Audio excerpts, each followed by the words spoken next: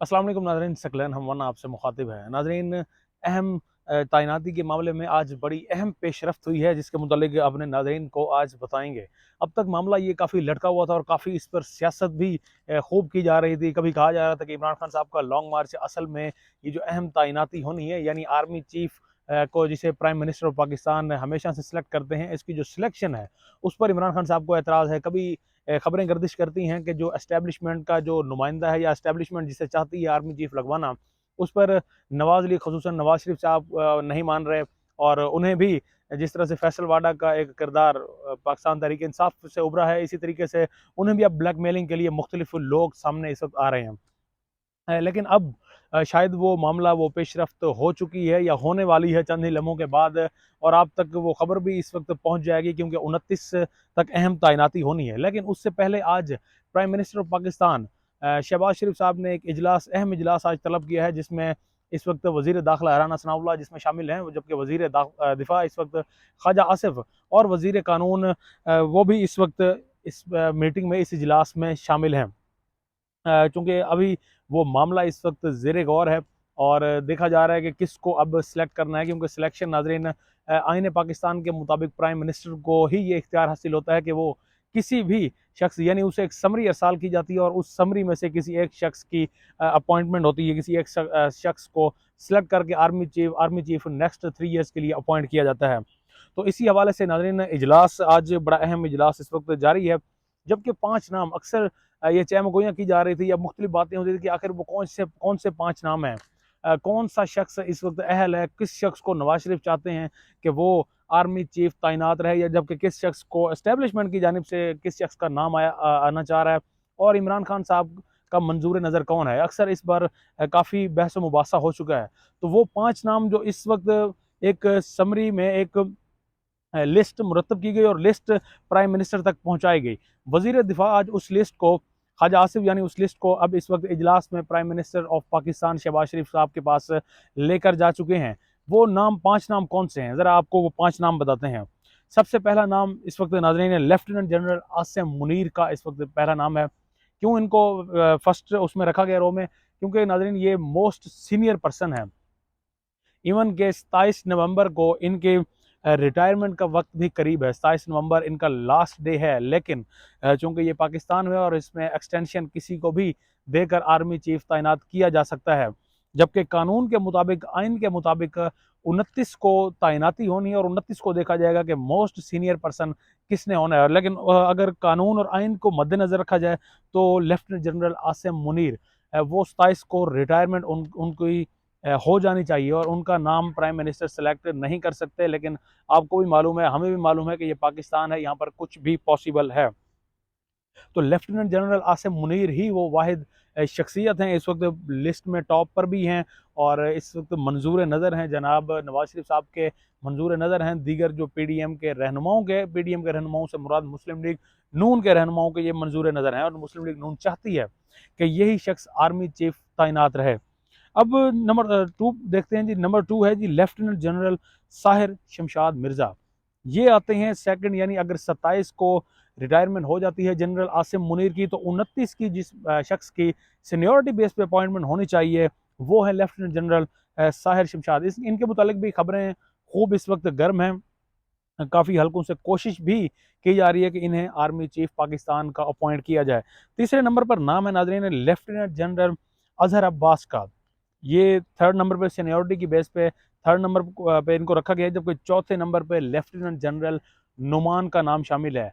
इनका नाम भी काफ़ी खबरों की गर्दिश में रहा है, और एक वक्त था यूँ लगता था कि शायद नवाज शरीफ और दीगर पीडीएम के जो रहनुमा हैं वो अगर लेफ्टिनेंट जनरल आसिम मुनीर पर उन्होंने इक्तफा ना किया, अगर उस पर मुत्तफिक ना हुए, तो ये हैं लेफ्टिनेंट जनरल नुमान ही हैं उसके बाद उनके पास चॉइस है जिनको इसके बाद सिलेक्ट किया जा सकता है। अब लास्ट 5th नंबर, ये 5th नंबर में मजबूरी थी असल में, इसका नाम जो इस वक्त समरी एक भेजी गई है, इनका नाम डालना मजबूरी क्यों थी, क्योंकि ये सीनियरिटी बेस पे 5th नंबर ही इनका आता है और टॉप 5 नंबरों में से एक नंबर सेलेक्ट किया जाता है।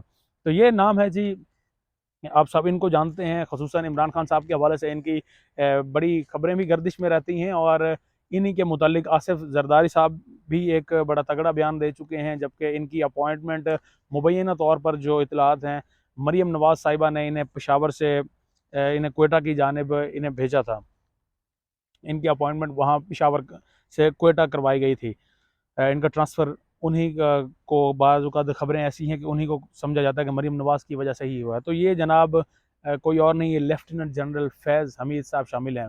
इनके बारे में ही अक्सर ख़बरें गर्दिश करती रहती हैं कि ये वो वाहिद पर्सनैलिटी है जो इमरान खान साहब तक GHQ में होने वाले मामलात या दीगर मामलात की तमाम इन्फॉर्मेशन इमरान खान साहब तक पहुँचाते हैं। ये मुबैना यानी ख़बरें हैं। यूँ आप कह सकते हैं कि इनके बारे में ये ना बंदा ये क्लेम कर सकता है कि ये इनमें सच्चाई है, ना ये कहा जा सकता है कि ये झूठी हैं। तो इसीलिए मैंने मुबैना का लफ्ज़ यहाँ पर इस्तेमाल किया। और अक्सर इन्हें आसिफ जरदारी साहब ने भी इन्हीं के लिए वो अल्फाज अदा कहे थे कि उन्होंने जनरल फैज़ हमीद को खुड्डे लाइन लगा दी है। तो अब इस वक्त ये क्वेटा में अपने फ़राइज़ सरअंजाम दे रहे हैं, लेकिन लिस्ट में 5th नाम इन्हीं का आता है। और सबको मालूम है कि अगर PDM जिस तरह से अब समरी इस वक्त वज़ीर-ए-आज़म साहब तक पहुँच चुकी है, तो ये नाम 5th नंबर का नाम ये कभी भी सिलेक्शन या उनकी आँखों के सामने से नहीं गुज़रेगा, ना ही इसकी तरफ कोई देखना पसंद करेंगे, क्योंकि इन्हें वो इमरान खान साहब के साथ जोड़ते हैं। अब नाज़रीन, समरी इस वक्त वज़ीर-ए-आज़म को वज़ीर दिफ़ा साहब पेश कर चुके हैं। मुशावरत भी इस वक्त जारी है।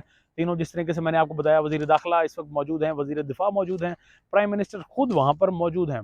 तो इनके दरमियान अब मुशावरत होगी। मुशावरत के बाद किसी एक नाम पर इत्तफ़ाक़ किया जाएगा, किसी एक नाम का नोटिफ़िकेशन जारी किया जाएगा। लेकिन यहाँ पर ये बात भी मद्देनज़र आपको रखनी पड़ेगी कि ऐसे वज़ीर-ए-आज़म सिर्फ सेलेक्ट कर सकते हैं, उसके बाद वो समरी अरसाल की जाएगी सदर पाकिस्तान आरिफ अलवी को। आरिफ अलवी इस वक्त PTI के एक नुमाइंदे के तौर पर आए थे। इमरान खान साहब ने उन्हें सदर पाकिस्तान का ओहदा उन्हें दिया था, जो इस वक्त अपने ओहदे पर विराजमान है। तो उनको समरी भेजी जाएगी। उसके बाद सदर के दस्तखत के बाद किसी भी आर्मी चीफ को अपॉइंट अगले 3 सालों के लिए किया जा सकता है।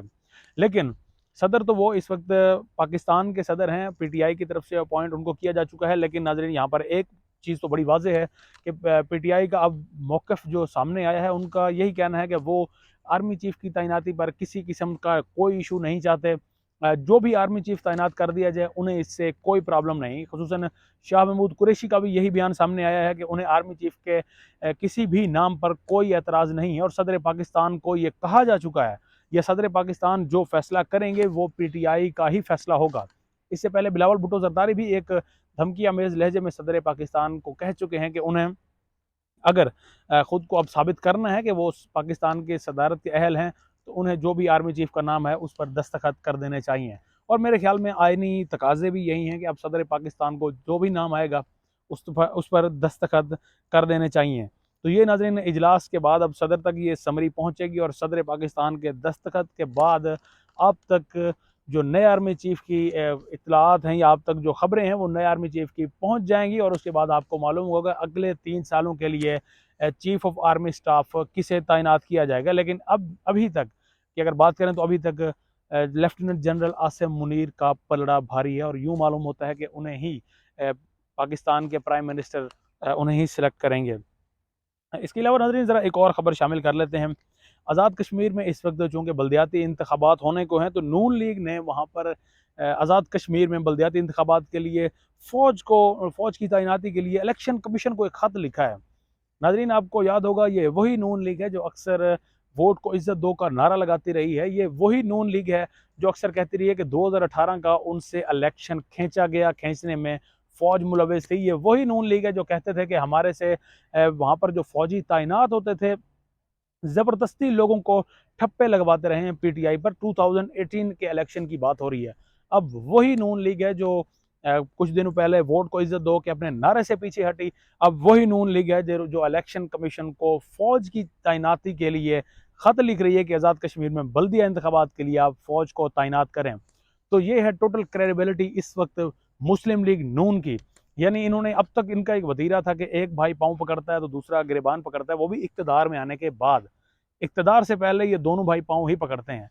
तो अभी भी बिल्कुल ये वाज़ेह है कि आप फ़ौज की तैनाती का खुद एक इल्तिजा कर रहे हैं, भीख मांग रहे हैं इलेक्शन कमीशन से कि आप उन्हें फ़ौज को वहाँ पर तैनात करें। जबकि आज़ाद कश्मीर की जो इंतज़ामिया है, उन्होंने वाज़ेह तौर पर ये अपना मौक़िफ़ दिया है कि उन्हें ज़रूरत नहीं है पाकिस्तान की आर्मी की या पाकिस्तान के दीगर इदारों की कि वो वहाँ पर आज़ाद कश्मीर में इलेक्शन में अपना रोल प्ले करें। तो उनकी तरफ से भी एक वाज़ेह बयान आ चुका है। अब नाज़रीन अगले अपने व्लॉग में आपको बताएंगे कि तस्नीम हैदर जो कि ख़ुद को क्लेम करता है कि वो पाकिस्तान मुस्लिम लीग नून का रहनुमा रह चुका है, नून का तर्जुमान रह चुका है। लंदन में 5 साल उसने फ़राइज़ सर अंजाम दिए, जबकि 15 साल यहाँ पाकिस्तान में गुजरांवाले में वो मुस्लिम लीग नून को लीड करता रहा है। अब आपको अगले व्लॉग में तस्नीम हैदर के मुतालिक बताएंगे, उनके इल्ज़ामात के मुतालिक बताएंगे, और उनके इल्ज़ामात के बाद इस वक्त जो पाकिस्तान मुस्लिम लीग नून का नया बयानिया है उसके मुतालिक भी अपने नाज़रीन को आगाह करेंगे। अपने मेज़बान सकलैन हमवाना को इजाज़त दीजिएगा। अल्लाह निगहबान।